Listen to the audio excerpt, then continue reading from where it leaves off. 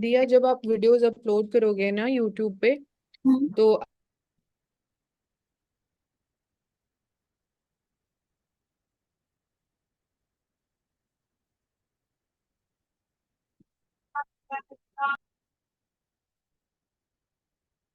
So now this article talks about the oil and how the key agenda of the government has been to boost the domestic production of crude oil, reducing the country's dependency for energy. Now, the government is willing to give more incentives to global energy giants to encourage them to invest in oil and gas exploration in India. And the government has come up with flexible work programs, waiving of goods and service tax on capital equipment, as well as abolishing the windfall tax on crude oil to boost investor confidence in India's hydrocarbon sector. And the government is expecting to come out with the bids for the assets under the 10th round of open acreage licensing policy in the beginning of 2025 and hoping to receive a greater number of participation from the private sector as well.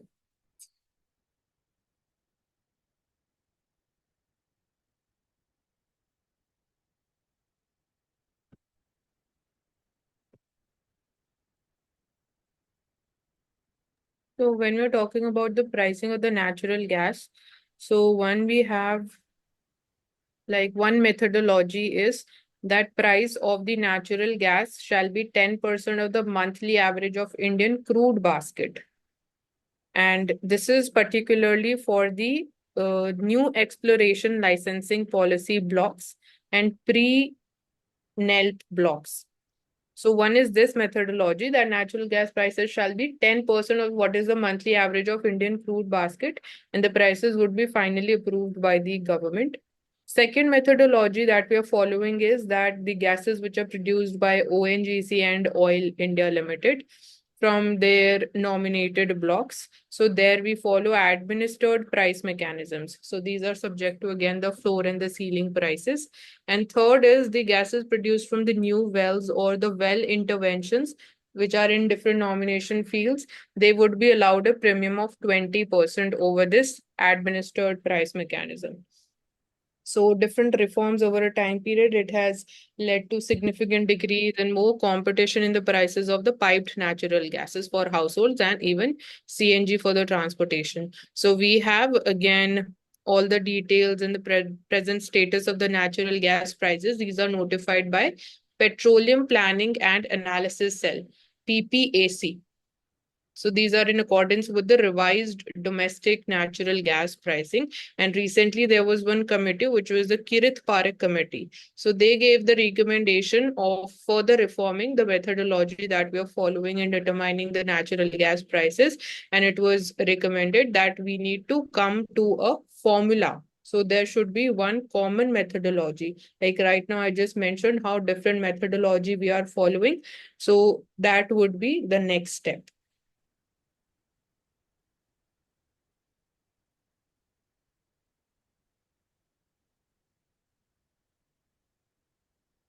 US continues to be the largest source of foreign direct investment in India.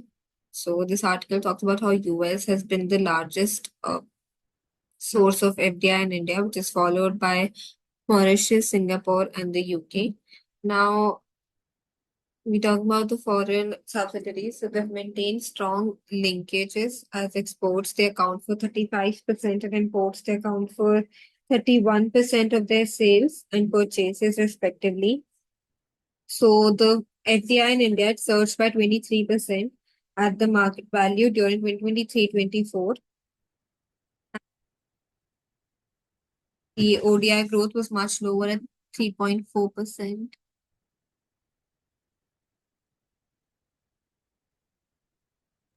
So we should know that FDI and FPI both are part of the capital account under the balance of payment.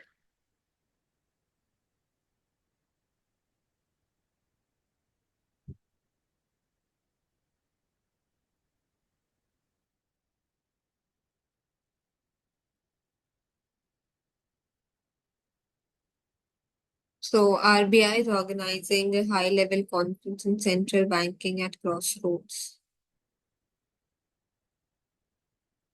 So this would include sessions upon inflation, monetary policies, and a fast cross-border payment system, as well as a central bank and financial stability.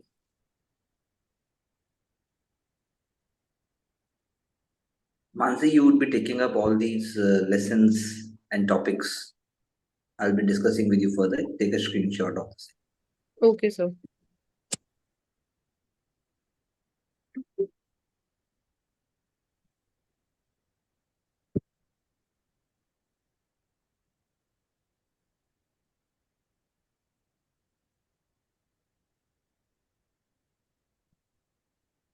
Investment treaties again. So this article focused upon inclusion of portfolio funds under UAE. And when we talk about BITS by definition, so it is a commitment. It just foreign investments will be treated at par with the domestic ones. And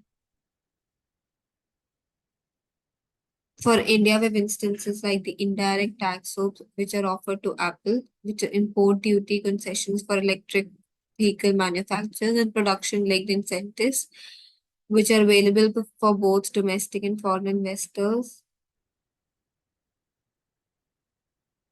And this article mainly talks about how government is still undecided on how it could balance the twin objectives of sovereign policy space and giving foreign investors the comfort when it comes to potential policy volatility.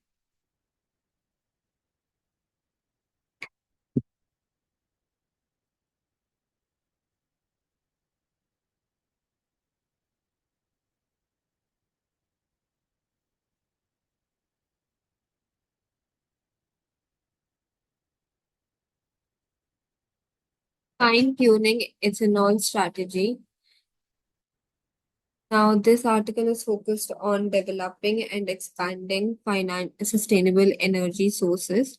So is essential for a robust low carbon economy and mainly reviving the fallow land for fuel crops, which can enhance ethanol output without reducing the area under the crops. So strategic land planning is essential over here, and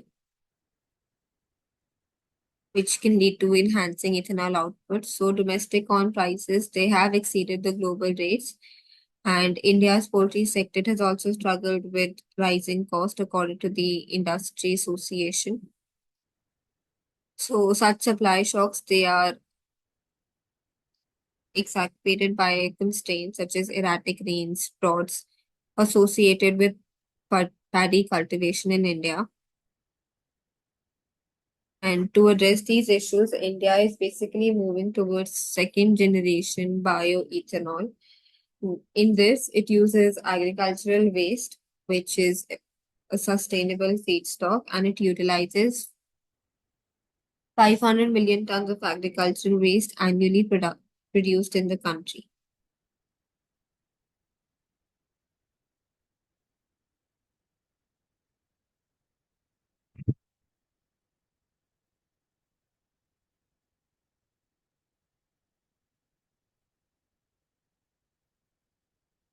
Mining the rainforest for car batteries is okay.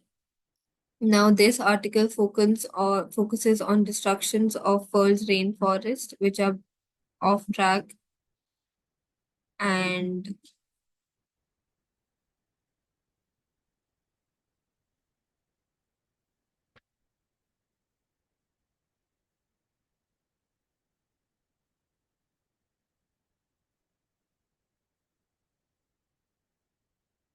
so this basically goes back to Nero 2.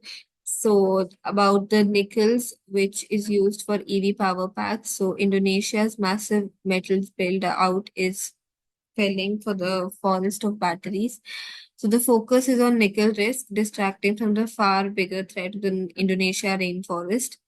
And every use of land, it involves trade-offs between biodiversity loss, climate damage, landholder rights, economic growth, and politics as well as profits.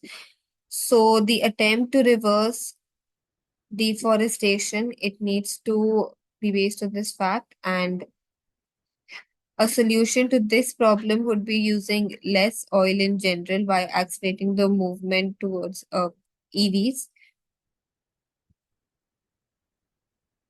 So in Southeast Asia, the forests have the real potential to providing the world energy needs and should favor capital intensive industry over land intensive agriculture.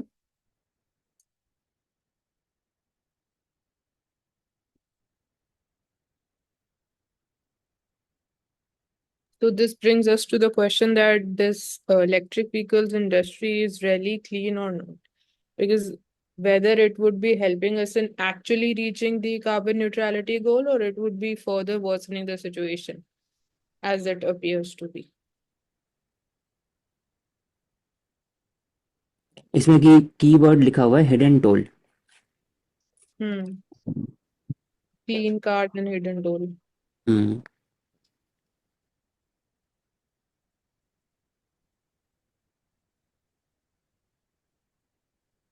Hidanko wins peace prize. This is regarding the article that we covered above, nuclear bombs.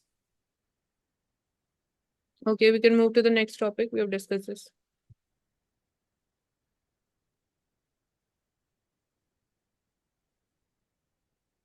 Relentless Rafael Nadal. So this is over sportsman who used Rafael Nadal.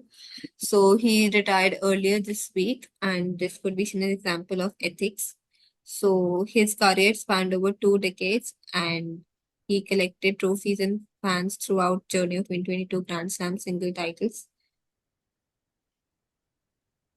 So he still had the mindset, however, his body did not cooperate much during his last 2 years. He tried a lot to have a comeback, which did not happen. So he's a professional tennis player.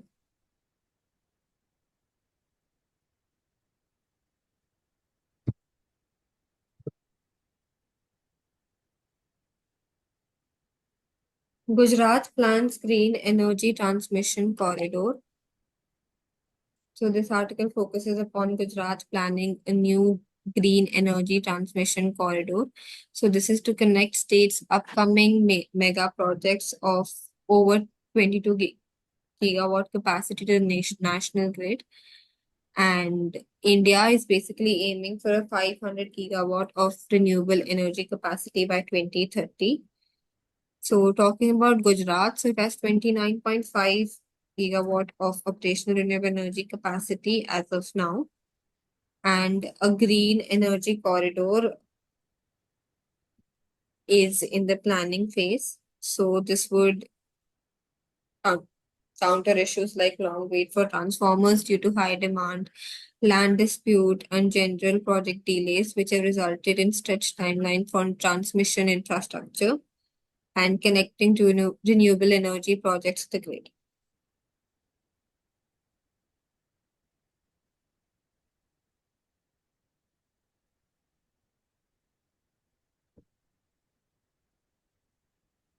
India, Australia set to strengthen trade ties. So this article focuses upon India and Australia, which are progressing on a comprehensive trade pact through the two-phase CECA, which is basically a comprehensive economic cooperation agreement. And this includes discussions on e-commerce for more concessions under tariff lines on agriculture, dairy products, base metal, steel, and other products. So phase 1, it addresses goods and services trades, rule of origin, disputes, resolution, and trade barriers. And right now, they seek to deepen the economic ties in new areas, which could enhance bilateral cooperation as well. So India's imports from Australia were $16.2 billion, while exports were $8 billion. And this basically focuses upon having a more comprehensive and economic ties with Australia.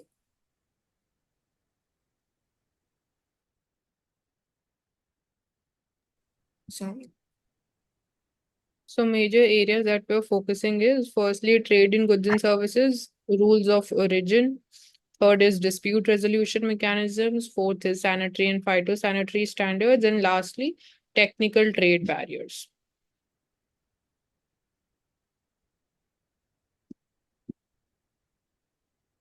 Biofuel Alliance gains diplomatic status. So, Global Biofuel Alliance, this agreement will basically enable to pursue functions internationally, and it was launched by Prime Minister along with other leaders in September 2023, and it basically aims to bring together the biggest consumers and producers of biofuels at a time when climate action has become the focal point of public policy. So the deal, it basically gives way for the government to grant exemptions, immunities, and privileges to the alliance and its secretariat in the country.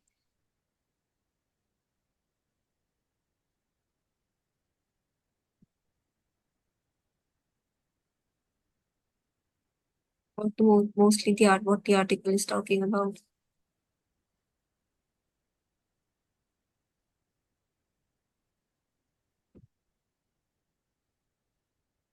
All Okay, right, so please then we can end over here. Thank you, everyone.